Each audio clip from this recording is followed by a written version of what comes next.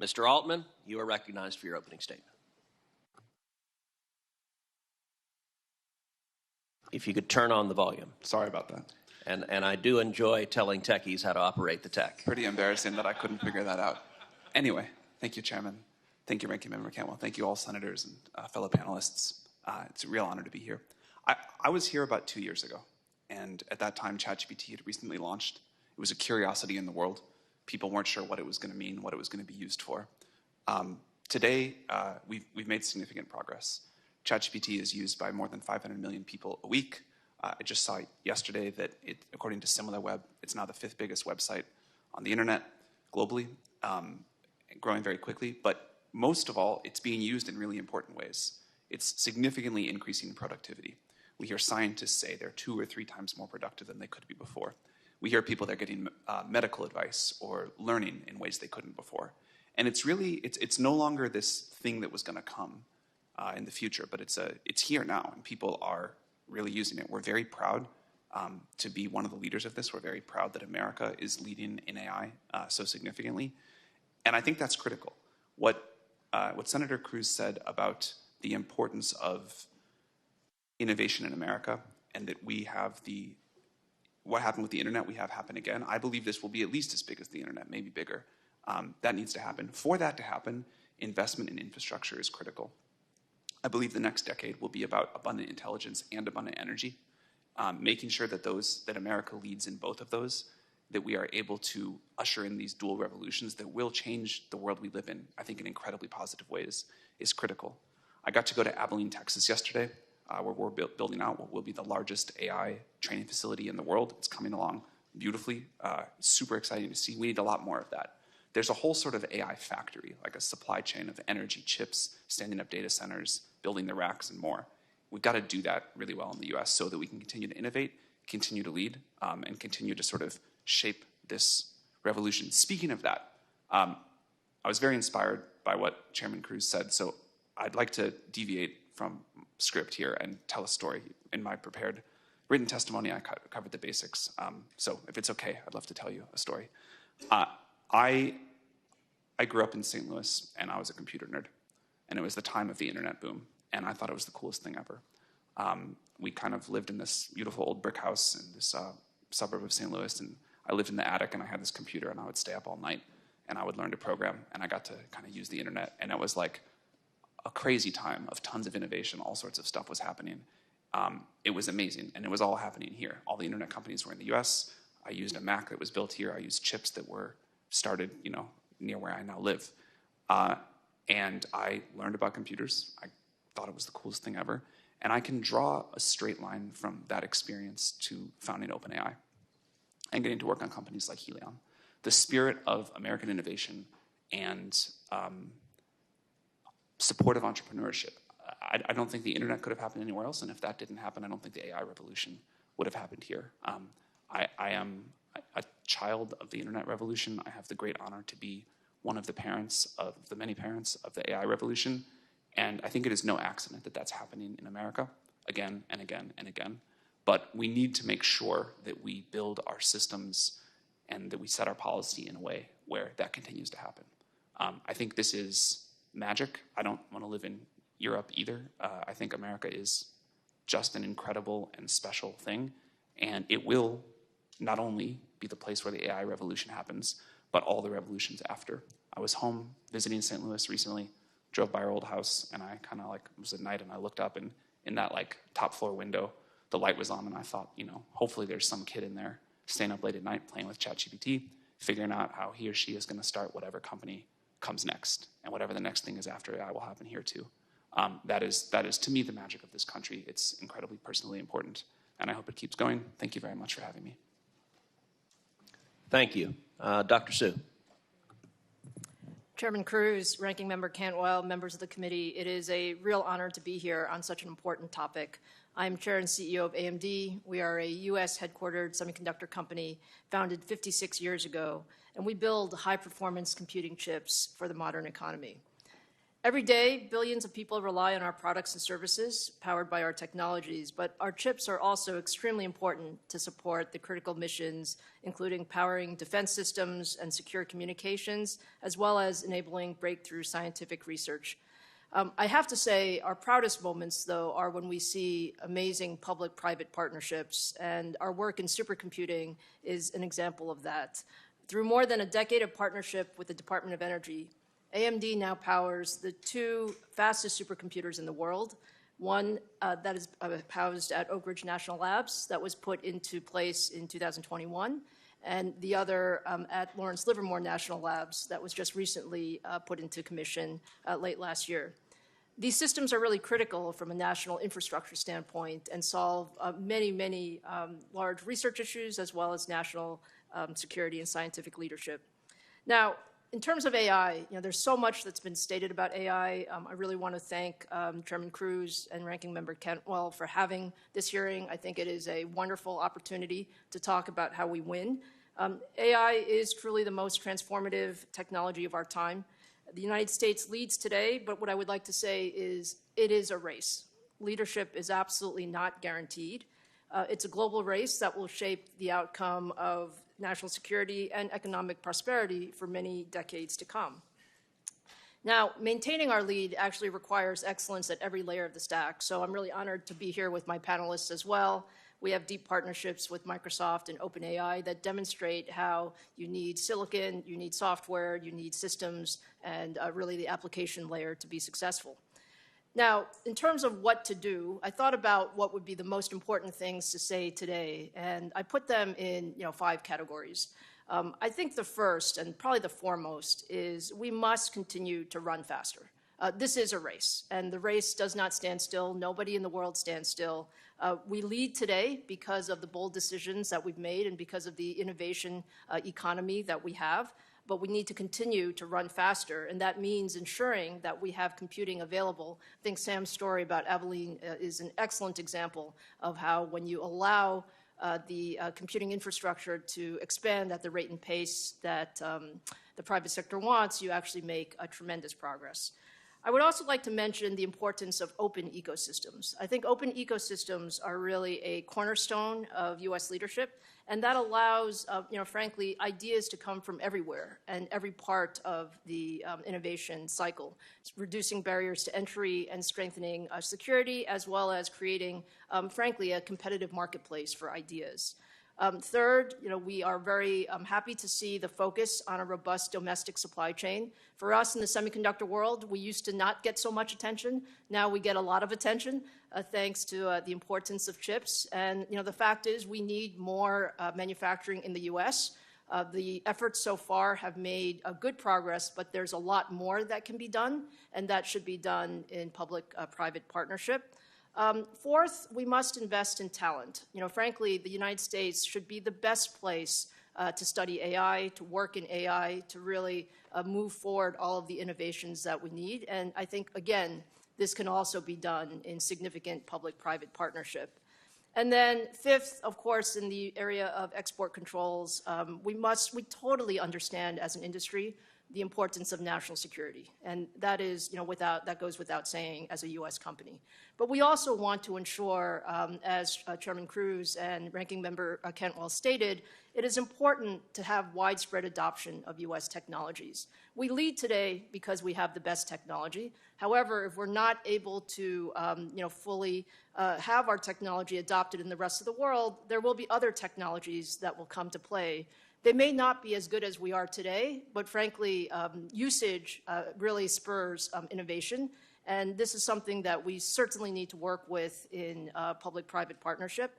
And I would frankly end by saying, like Sam, I had a computer when I was growing up. I grew up in New York. I'm a little older than Sam, so my first computer was a Commodore 64, and then I graduated to the Apple II. But the fact is, this is the best place to do computing innovation in the world. We want it to stay that way with really a very rich and broad ecosystem. So thank you again for the opportunity to be here today. And I had an Apple II as well with a shoebox of floppy disks, and somehow I ended up taking a wrong turn and ending up in politics instead. Mr. Intrator. I started out with a VIC-20. Chairman Cruz, Ranking Member Cantwell, and distinguished members of the committee, thank you for the opportunity to testify today. I'm honored to appear alongside my industry colleagues and partners. My name is Michael Intrator. I am the co-founder and CEO of CoreWeave, founded 7 years ago. CoreWeave started, like many innovative ventures, humbly in a garage, experimenting initially with graphics processing units, or GPUs, for cryptocurrency mining. Recognizing the transformational potential, we pivoted to support powerful AI applications, dramatically scaling the vision and operation. Today, CoreWeave stands at the forefront of America's AI infrastructure revolution, operating more than 30 data centers across 15 states. We manage more than 250,000 GPUs, currently using 360 megawatts of power. Over 2 short years, our revenue has surged by 12,000%, reaching $1.9 billion in 2024. As a result of this progress, CoreWeave became a publicly traded company on March 28th of 2025. CoreWeave's rapid growth is a testimony not only to the technology, but also to the surging global demand for advanced AI infrastructure. Our infrastructure enables American businesses to rapidly translate AI aspirations into impactful economic realities. By empowering companies to accelerate innovation, we're fueling America's competitive edge while improving productivity and prosperity. Modern AI requires specialized infrastructure, purpose-built computing capabilities that surpass traditional cloud computing in scale and performance.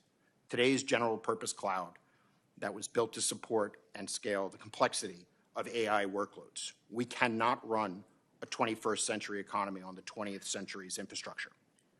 AI workloads involve trillions of simultaneous calculations, demanding unprecedented computing power, advanced cooling systems, cutting-edge chip technology, ultra-high-speed networks, and accelerated storage.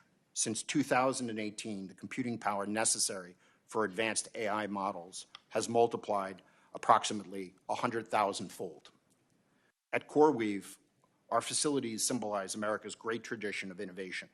Our data centers, built, maintained, and staffed by skilled American workers, embody how modern technology not only stimulates economic growth and enhances national security, but also improves humans' lives. We are at a critical juncture in the global AI competition. The nation that leads in infrastructure will set the global economic agenda and shape human outcomes for decades. Our largest competitor, China, recognizes the stakes and is expending significant resources to strengthen their position. I want to focus on 4 elements of policy that will help determine whether the U.S. secures its leadership role in the AI race. First, strategic investment stability. AI infrastructure is deeply capital intensive and requires a significant level of coordination across industry stakeholders. Stable, predictable policy frameworks, secure supply chains, and regulatory environments that foster innovation are crucial. Policymakers must provide clear and consistent policy and regulations across all jurisdictions that enables long-term investment and rapid scaling of AI technology. Second, energy infrastructure development. To support the rapid deployment of AI infrastructure, America must ensure abundant and affordable supplies of energy. Careful reforms in permitting and regulatory processes are necessary to accelerate infrastructure projects, facilitate more rapid construction, interconnections, and energy for data centers. Third is global market access. Maintaining America's leadership also means ensuring our technology has fair access to global markets. Export controls and trade agreements can be calibrated to both address national security risks and support global diffusion of American AI technology. And finally, public-private partnerships and workforce development.